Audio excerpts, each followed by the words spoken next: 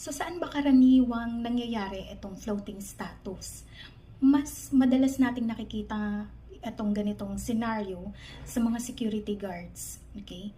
Naka-floating status kapag si security agency at yung kanilang kliyente ay nag-expire na yung service agreement.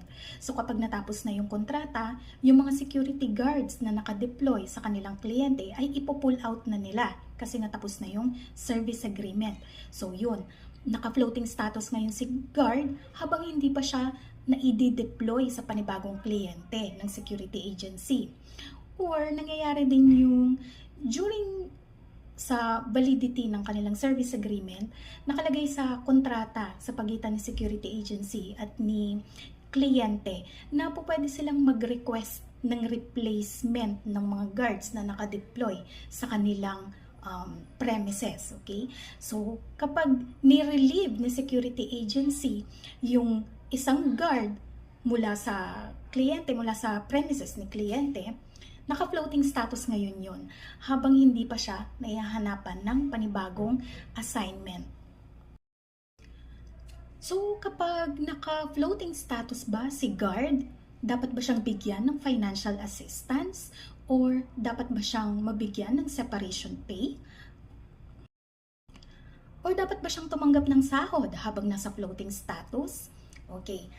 Sahod, hindi. Financial assistance, wala.